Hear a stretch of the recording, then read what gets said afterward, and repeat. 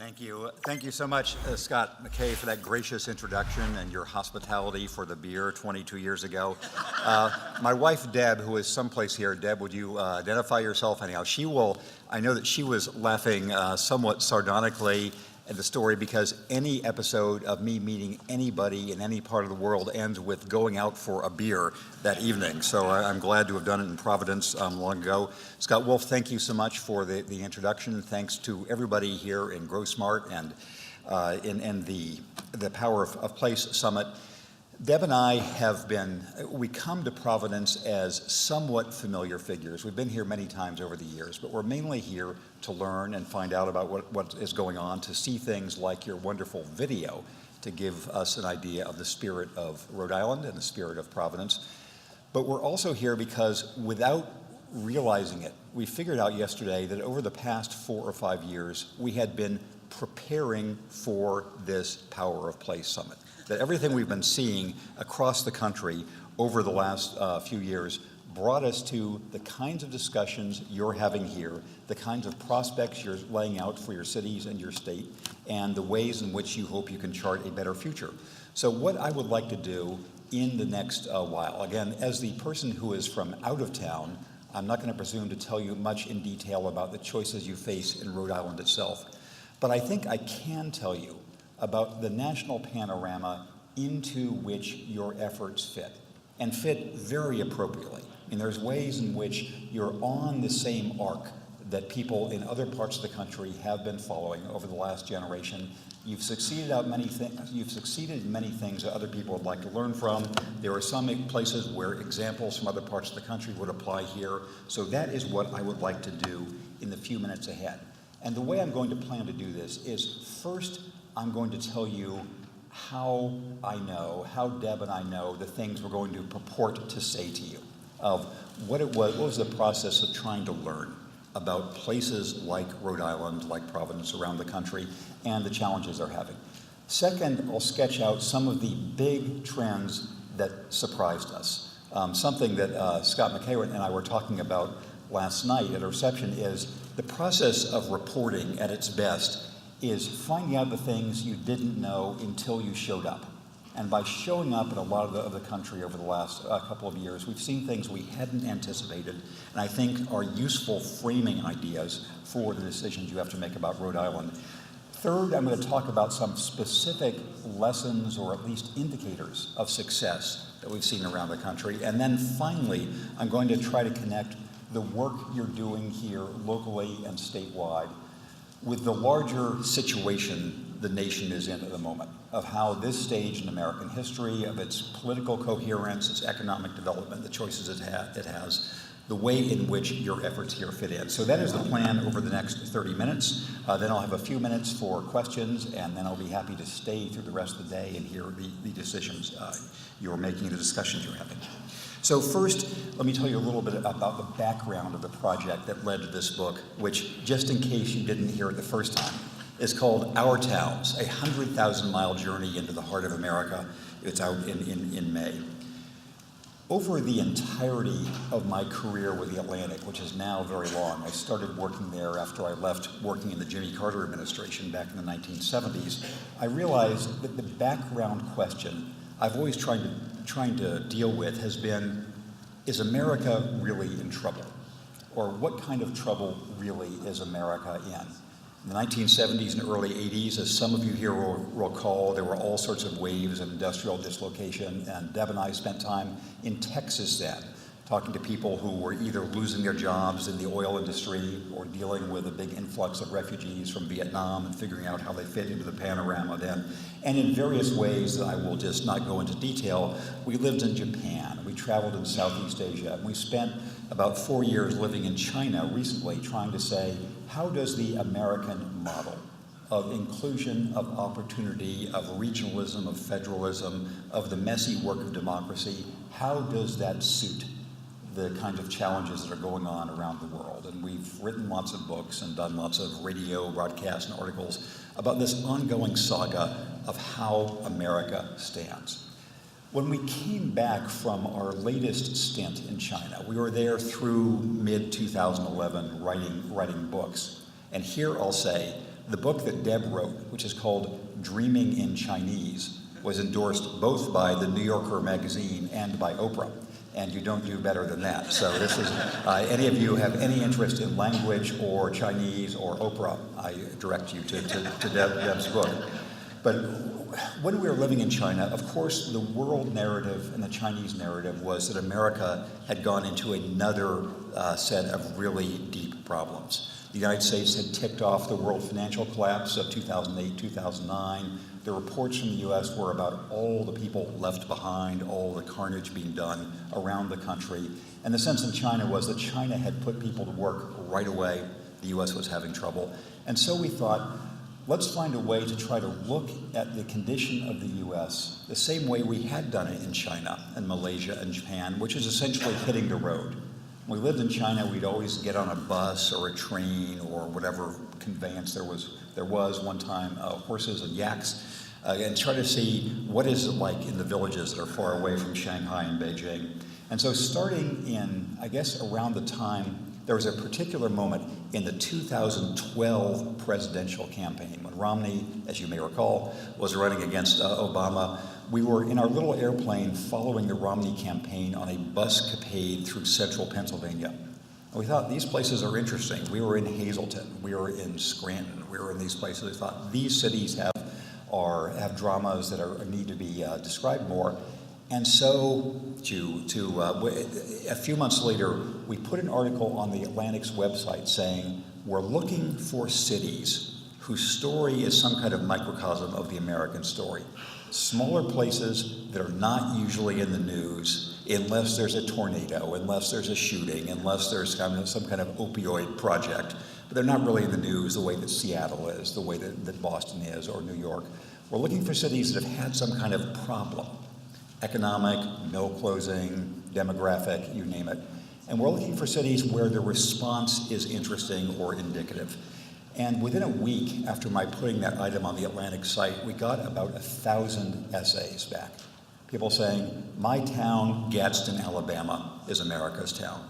My town, Chico, California, is America's town. My town, Coeur d'Alene, Idaho, etc., Reno, Nevada.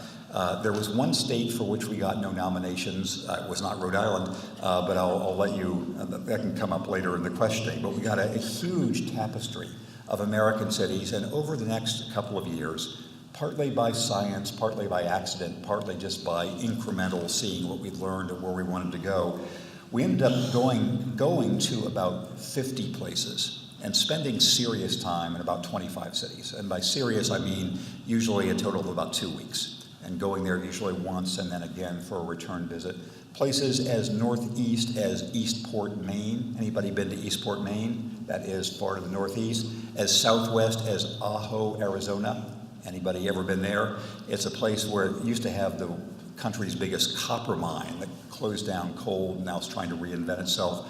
Places up in the upper Northwest and central Oregon and in Montana. Places in the deep South, a lot of time in Mississippi and South Carolina and Georgia. In Allentown, PA and Erie, PA, a long sort of saga.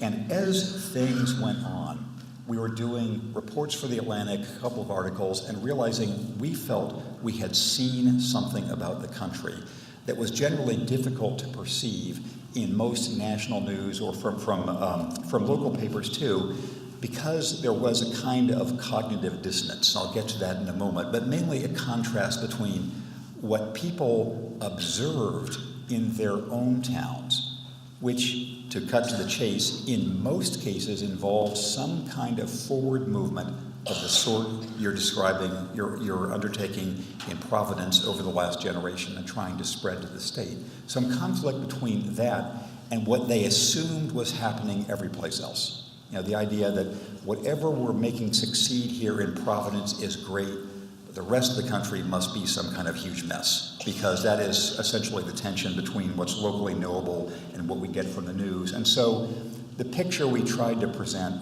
in these stories in the book we have coming up is that there is a different kind of United States taking place right now, taking place in this room, and in rooms like this around the country where we've been in dozens of states over the last couple of years. And that if people knew that, It would then give them a different sense of purpose about what they're doing state by state and city by city, and about what the prospect is for the United States. So that is the project as a whole, that we've spent a long time looking open-endedly at cities. I'll say one other thing about the project, which I think is really important, and Scott and other reporters in the room, I think, will understand the crucial nature of this.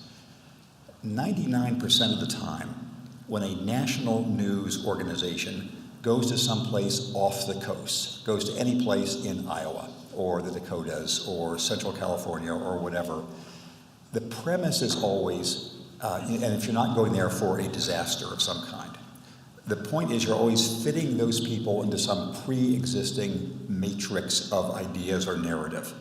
Either you're asking them off the start, do you like Trump, do you hate Trump? Do you like Hillary, do you hate Hillary? Do you like Obama, do you hate Obama, et cetera, et cetera. They're fitting it into the flattening two-dimensional grid of national politics. Or you have cooked up a pre-existing story, tell me how globalization has wrecked your life. Tell me how opioids have overwhelmed your health system. Those things may be true, but the approach we took was never to ask about national politics, never to go to a town with a pre-existing grid, although we had ideas, but instead to start out saying, what's happening in this town? What's getting better? What's getting worse? What do people care about? Who makes the town go? Are young people moving in or moving away? What kind of young people are moving in? And all those sorts of things. Having the idea of taking seriously the life of a place like Fresno, California, or San Bernardino, which is right near where I grew up, as opposed to using them as specimens of what might be a national narrative. So that was the approach. What sorts of things did we find?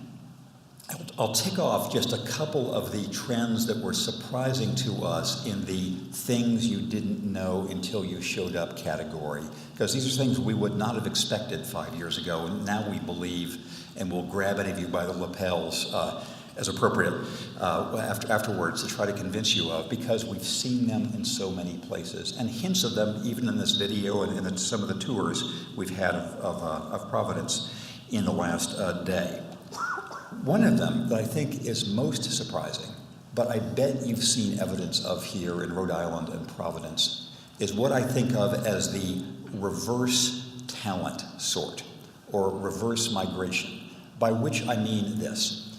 We all know that through history, and especially in the last generation, let's say, there's been a concentration of ambitious people in certain centers. Finance people go to New York, government people go to DC, tech people go to Seattle or San Francisco, and on through a list, and through the sort of next tier of major cities after those big coastal ones. That's always been true, and it will continue to be true. But we've also seen in places a step or two down from there in size and scale, and crucially cost, people who either have already done or could very easily do first-tier competitive major metropolis work, who have decided that the overall life balance for them, for their families, for their companies, for their place in society is better in Fresno, in Providence, in Duluth, in Sioux Falls, in Columbus, both Columbus, Ohio and Columbus, Mississippi, and I can give you countless details of this. Partly it involves the arbitrage in real estate. There are about a dozen cities in the United States where really expensive real estate is the factor that destroys your life. And in the rest of the country, real estate is pretty cheap. And to have that sense of what you can do with a much lower burn rate of real estate costs in some place that's not New York or even Brooklyn or LA or all the rest, that has been a very important thing. It also is, usually there is some connection that makes people think, I went to college, Duluth, Minnesota. Anybody been to Duluth? It's a city we love. That has a really sort of vibrant tech startup scene now, very different from 20 years ago, driven partly by people who went to college there, usually University of Minnesota Duluth, and thought, I like this, and I want to find a way to start my business here. I'm sure that's happened in Rhode Island. I'm sure it's part of the saga here. If people decide, rather than be living in Manhattan, there's a different balance here. And so The idea of the United States, as opposed to being 5 big centers sucking the talent out of the rest of the country and the rest of the world, we maybe have 100 centers, 100 regional centers that are creative and are having ways to have technology appropriate to their regions, appropriate to their identities. I'll give you just one more illustration, both in Sioux Falls and in Fresno, each of which, as you know, and also Bend, Oregon, they're all part of big agricultural heartlands. And there they have people who, instead of being developers in Seattle or San Francisco in the tech industry, and some of them have done that in the past, they decide there's a possibility for agricultural tech-related industries like we can do here on the prairies, or we can do here in the orchards of Central California. So just the idea of this reverse migration, I think, is an important one, which gives purpose to what's happening in a lot of other places. A related codicil to this that I bet has relevance in Rhode Island too involves the power of self-image. Civic self-image, regional self-image, even statewide self-image, as either a hindering or an empowering and motivating force. Here's what I mean. Probably people in San Francisco and New York feel as if they get to look down on everybody else, and there's nobody who's looking down on them. But most of the rest of the country feel somehow that there's something wrong with their self-image, and somebody's looking down on them. Let's start with Mississippi, aware of everybody looking down on them. And the Midwest in general feels as if the media establishment is looking down on them. The interior of California is very acutely aware of the coastal zones looking down on them. And you can, the so-called Rust Belt cities know the very name Rust Belt. You can go on for a long time. We spent many visits in Erie, Pennsylvania, where people are both bitterly proud of the nickname Dreary Erie, or the mistake on the lake. And I've had enough discussions here to know that this can be a factor in Rhode Island's self-image too. What struck us is how many places, or I think Reno, Nevada, is trying to avoid the image of just being a gambling town, or a gaming town, as they say, and wanting to be a tech center. But in so many places, the idea, in some places, this can be a disabling factor, and I think in some of Appalachia that is true. But in a lot of other places, this has a we'll show you turnaround effect, where in a recent convention, very much like this one in Fresno, the banner above the conference ground said, unapologetically Fresno. And that's sort of the idea of, okay, we're going to show you.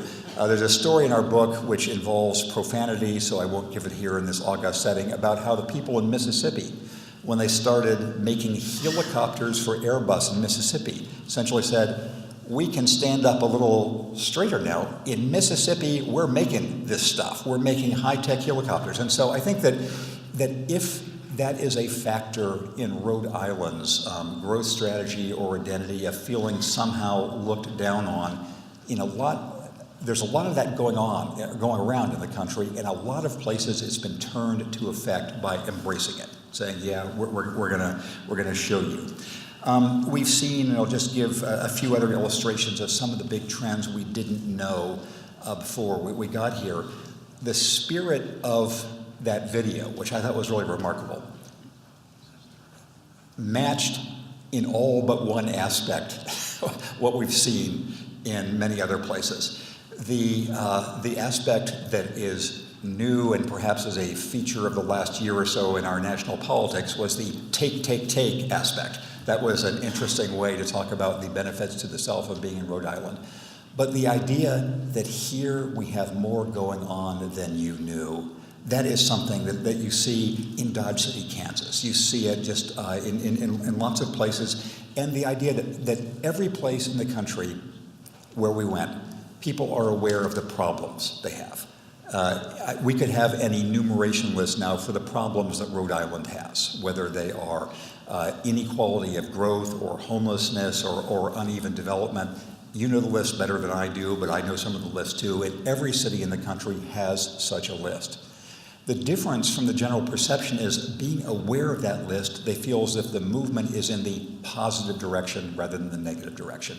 Almost every place we went, the idea was, yeah, here in northeastern Mississippi, we got a lot of problems and they're obvious. But if you look compared to 10 years ago or 15 years ago, we really are dealing with our schools are different, our environmental programs have something going for them. A symbol in this part of Mississippi we spent time in is the industrial succession. The people who are now working at the helicopter factory and also at the most advanced steel mill in North America, 10 years ago, they or their cousins might have been working at a factory that made toilet seat covers, but which then closed with competition from Central America. And also they made headstones for the military. But that was the previous industry. Now they have these more advanced ones. But around the country, there's a sense of we have problems, but there is movement in the right direction rather than the direction we don't want. We're seeing, I haven't asked people in Rhode Island about this, but we saw something at sharp odds from the tone of national politics, place after place after place, which was the position of immigrants and refugees in the established tapestry of society, especially in what you could think of as declining communities in the upper Northeast or the upper Midwest. And here's what I mean.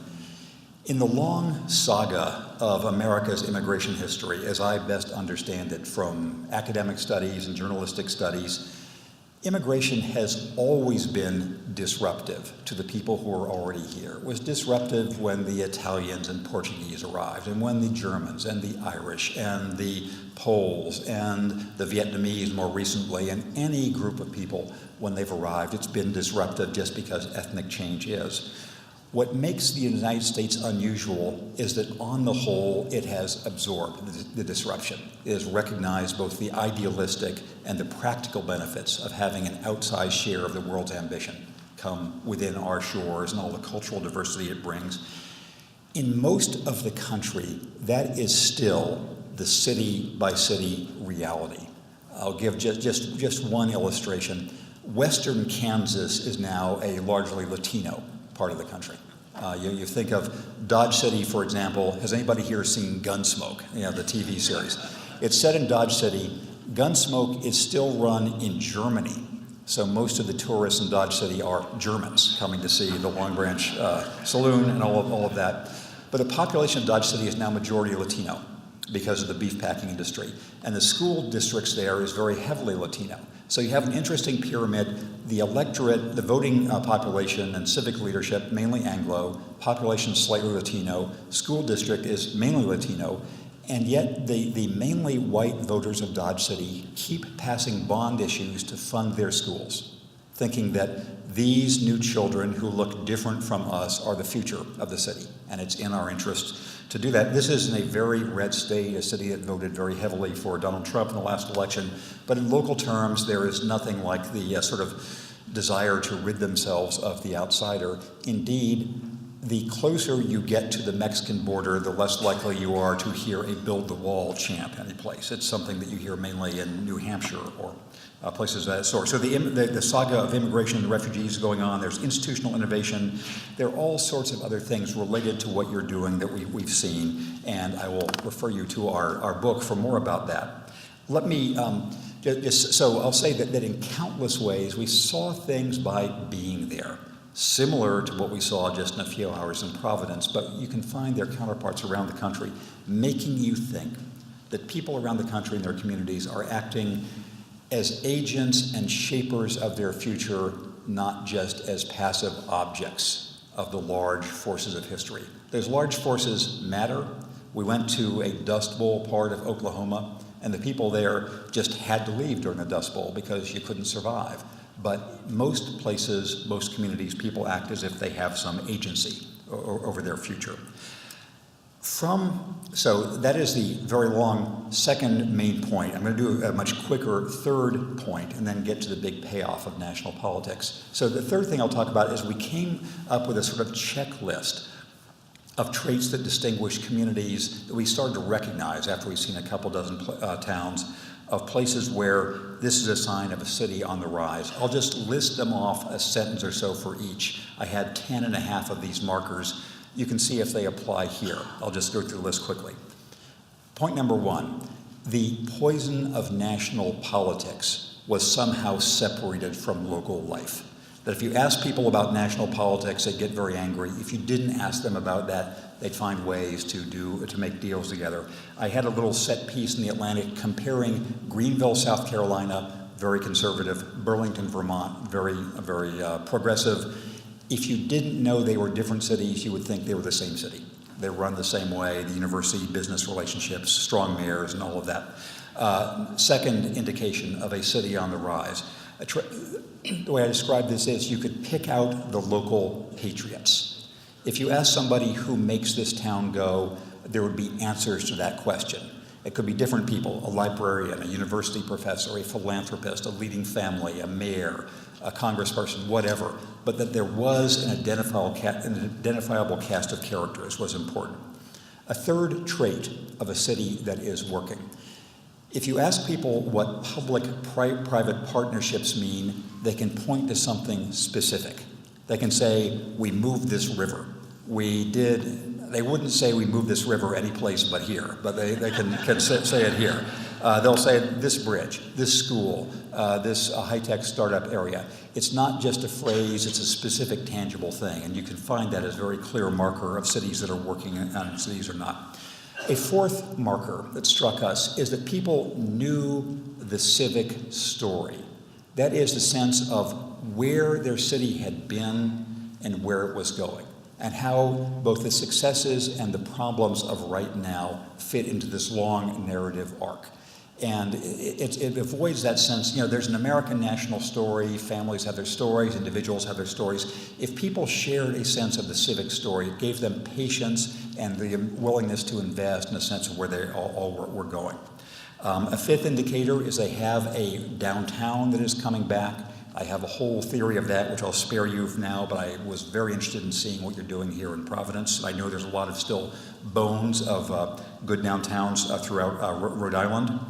The next one is an unfair criterion for many cities, but it certainly applies here, which is they are able to take advantage of a research university nearby with all the spin-offs and benefits that come, the students it attracts, the faculty it attracts.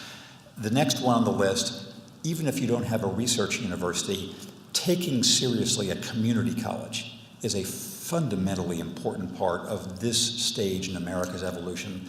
I'd never really paid that much attention to community colleges before, even though my home state of California has a very extensive network of them. But I now think that they are, for this era, the most important educational institutions, because they're the ones that can connect people who are being dislocated by today's technological shifts and globalizing shifts to the new opportunities that do exist in skilled trade jobs and being adaptable for future jobs. And so innovative community colleges are very important. Next marker, number 8, if you're following along, is unusual schools. Every place we went, we asked, what's an unusual school here? And there were a lot of them, including, surprisingly, Mississippi, South Carolina, and Georgia had some of the most impressive, unusual public schools that we saw. Ninth on the list, a trait that sort of snuck up on us and we put more and more attention to, which is that cities that are making it find ways to make themselves open. By open, I mean attracting new people, making them feel welcome, making young people feel welcome, making outsiders feel welcome, of not having this elbows out, well, we didn't do it that way, you kids get off my lawn attitude, but instead, you kids, come on, you maybe not want a lawn, you're going to live in a different way, but you are our future, you are our children, and even if you're not technically our children, you're civically our children, and that's a very strong case. 10th on the list is that cities that seem to us to be working one way or another are not afraid of making big plans, saying 20 years from now, this is the way the river's going to look. 20 years from now, this is how this downtown will be. 50 years from now, this is what we're doing with green space. I mention this because in national politics, that's practically impossible now. You get laughed at if you sort of have any plan beyond next week or the continuing resolution. But in cities, people are able to carry out many of these plans, and so that is a sign. Now the 1-minute sum up of how this fits the national mood. I know that my wife Deb was also chortling lovingly but bitterly when Scott McKay mentioned that 22 years ago I was talking about the dawn of the second Gilded Age, because this is essentially the only idea I ever have. That America is going through all the contortions in the beginning of the 21st century that it did from 1880 through 1920 or so. The dislocation by surprising new technology, the rise of new fortunes, the elimination of previous jobs, the ethnic change, the corrupt politics, all the things that happened essentially after the Civil War towards World War I, we're going through now. And there's no exact parallels of one, things never happen in just the same way. And I think the George Santayana quote about those who forget the past are condemned to repeat it, that's done more damage than good, probably, of people just rolling it out, because things are always different. But I think it is worth studying the ways in which that era of corruption, extremes, and dislocation led to a progressive and reform era in the early 20th century in one particular way that bears on your work, which is that when conditions were such, through the two Roosevelts and through the dislocation of World War I and the Depression, for new reform ideas to be applied to problems that had grown up over the previous half century, the reason there were ideas available is that civic and state reformers across the country had been experimenting with them and trying them out and planning across the Midwest, in California, in Texas, and other places. I think something like that is going on now. And the way to think that what you're doing is important for Rhode Island, but also important for the country, is to recognize there is this movement.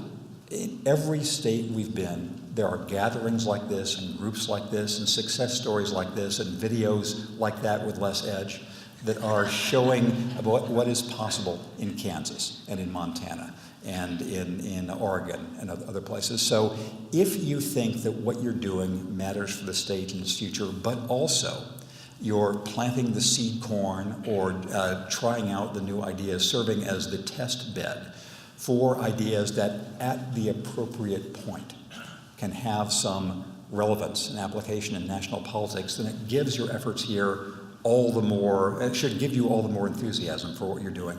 Yes, there are big problems in Rhode Island. Yes, there are things you're not going to work out. Yes, there are areas where there will be backsliding. But overall, the momentum that you all are creating, I think, is impressive to an outsider and should be seen in a way that I hope makes you feel better as part of a diaspora of reform across the country, of people trying to do what you're doing here from states of every size and at every point along the economic ladder. So I wish you well in the efforts that you're undertaking here. We'll be back here to learn more about them.